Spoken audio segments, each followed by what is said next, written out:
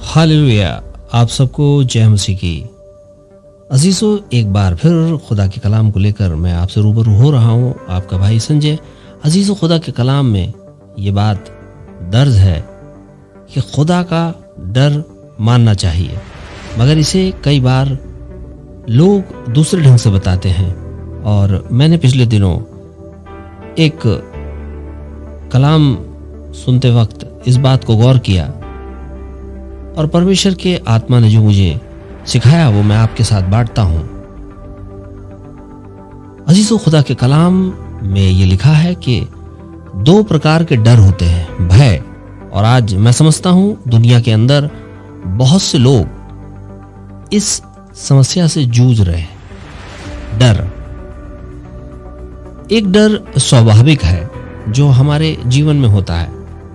बचपन में घर में जब बच्चा नहीं सोता है तो माँ कहती है या पापा कहते हैं कि देखो बाबा आ जाएगा, और वो डर हमारे जीवन में बना रहता है। लेकिन जब हम बड़े होते हैं तो हमको समझ में आता है कि नहीं, ये तो एक सिर्फ डराने के लिए कहा गया था। ये स्वाभाविक डर है और हर इंसान में होता है।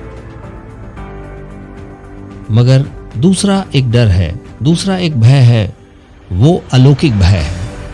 अजीजों, दोनों को मिलाया नहीं जा सकता, क्योंकि आसमान के खुदा ने हमें डर की आत्मा नहीं दी। कोई भी काम करें हम पूरे कॉन्फिडेंस के साथ करें, क्योंकि मूसा ने जब ये कहा था इजराइलियों को ले जाते वक्त कि मैं इनको लेके तो जाऊंगा लेकिन मेरे साथ जाएगा कौन, तब आसमान के खुदा ने ये फरमाया था कि मैं तेरे संग जाऊंगा क्योंकि तू मेरे चित्त में बसा है। तो उस आसमान के खुदा ने हमें डर की आत्मा नहीं दी। बाइबल ऐसा कहती है कि जिस दिन आदम हवा से आसमान का खुदा मिलने के लिए बाग एदन में पहुंचा, वो अच्छे तरीकों से जानता था कि वो सब कहां छुपे हुए हैं, कहां पर हैं, क्योंकि वो तो आसमान का खुदा था। मगर फिर भी उसने पूछा, आदम तू कहां है?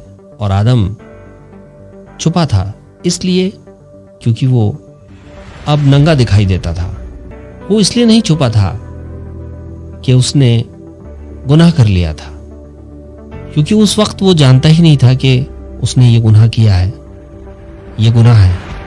वो तो सिर्फ इतना जानता था कि इस फल को नहीं खाना है, ये हुक्म है।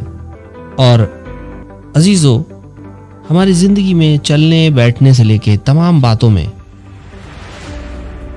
कई बार हमें ऐसा कहा जाता है या ऐसा बताया जाता है कि आपको ऐसे नहीं करना है, प्रभु ने मना किया है। आपको वैसे नहीं करना है, प्रभु ने मना किया है। प्रभु खुशियों का प्रभु है, परिवार का प्रभु है। बाइबल ऐसा कहती है, एंजॉय योर लाइफ, मगर गुनाह मत करो। और गुनाह क्या है? अगर हम ऐसे काम करते हैं जो बाइबल में लिखे हैं मना है, वो चीजें हमारी जिंदगी के अंदर कष्ट को ला सकती हैं, वो डर मानना जरूरी है। हालेलुया।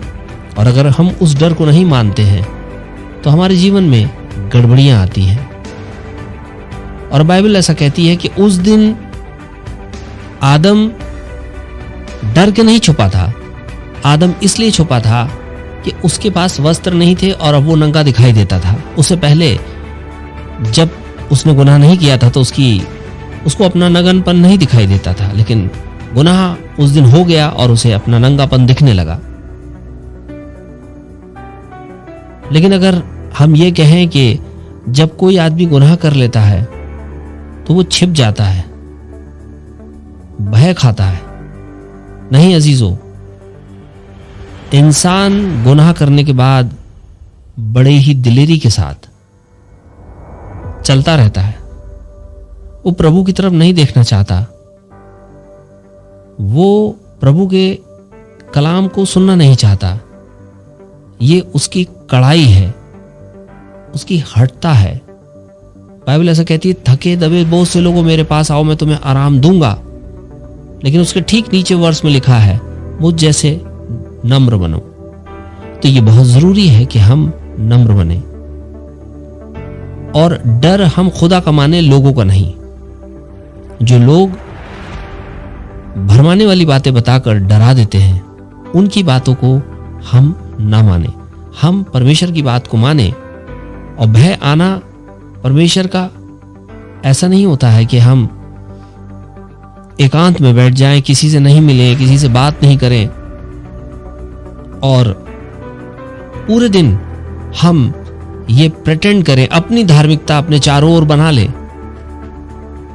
हम बहते हुए सोते के पानी को एक बाल्टी भरकर अपने घर में नहीं रख सकते, उस पानी में बदबू आने लगेगा। हम जीवित परमेश्वर के उस बहते हुए सोते के पानी को दिन प्रतिदिन डेली ले सकते हैं। मन्ना रखा नहीं जा सकता, मन्ना डेली खाया जा सकता है। और डर अगर हमें मानना है तो किसी इंसान का नहीं, हमें परमेश्वर का डर मानना चाहिए। जो बाइबल में बातें नहीं लिखी, वो बातें जब लोग हमें बता के डराते हैं तो उनकी बातों पर हमें गौर नहीं करना चाहिए, क्योंकि बाइबल ऐसा कहती है कि उस दिन जो चोर दो लटके थे प्रभु के दोनों ओर, वहां गौरतलब बात यह है कि जो दोनों चोर लटके थे उसमें से एक ने कहा कि इसने तो कोई पाप नहीं किया, हम तो अपने दंड की, अपने गुनाहों का दंड पा रहे हैं। अजीजों, यहां एक सवाल उठता है,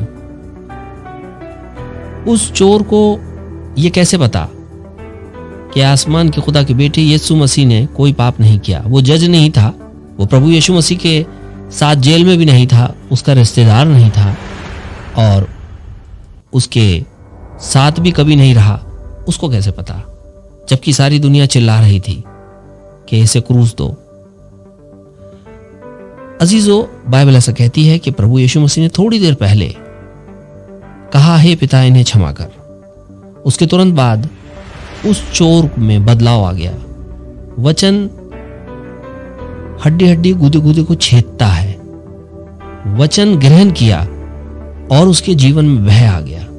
भय आने का मतलब है परमेश्वर की उपस्थिति आना, और जैसे ही वो उपस्थिति उसके जीवन के अंदर आई तो सत्य का आत्मा उसके मुख से गवाही देने लगा। और वो गवाही, अजीजों, उसने कहा इसने तो कोई पाप नहीं किया। और दूसरी जरूरी बात, उसने ये नहीं कहा कि तू मुझे उतार ले, मुझे बचा। उसने कहा आज ही प्रभु आप मुझे याद रखिएगा अपनी बादशाहत में। और प्रभु ने कहा आज ही तू मेरे साथ स्वर्ग लोक में होगा। जबकि दूसरा दुनियावी आंखों से देख रहा था और उसने कहा भाई आप मुझे, अपने को भी बचाइए, मुझे भी बचाइए। अजीजों, ये भय होता है। हम अपने गुनाहों से जब रिपेंट करते हैं, ये भय होता है। आदम हवा उस दिन, अगर जबकि ये पहले से डिसाइडेड था, अगर वो उस दिन रिपेंट करते तो शायद ये बात ना होती। उन्होंने जो कुछ भी किया वो ये नहीं जानते थे कि गुनाह अजीम है। शैतान ने उन्हें भरमा दिया था। हालेलुया। तो हम अगर आज दुनिया में निकलते हैं, अपने काम पे जाते हैं, कहीं भी आते और जाते हैं, अगर हमें कोई बचा सकता है तो वो परमेश्वर का वचन, क्योंकि जो उसमें लिखा है उसमें प्लस माइनस नहीं किया जा सकता। जैसा लिखा है उसको वैसे ही हमें ग्रहण करना होगा। हालेलुया। आज की सुबह मैं आपके लिए ये दो बातें लेके आया कि डर दो प्रकार का होता है, एक स्वाभाविक, एक अलौकिक। स्वाभाविक डर एक नॉर्मल डर है, लेकिन उसे लोग बढ़ा चढ़ा के परमेश्वर का डर बता देते हैं। और इससे हमें सावधान रहना है। जो सच में परमेश्वर की बातें हैं, जो वो चाहता है हमारे जीवन में हो, वो हमको करना चाहिए। हालेलुया। वो प्यार करने वाला और हमें खुश देखने वाला खुदा, वो हमसे मोहब्बत करता है।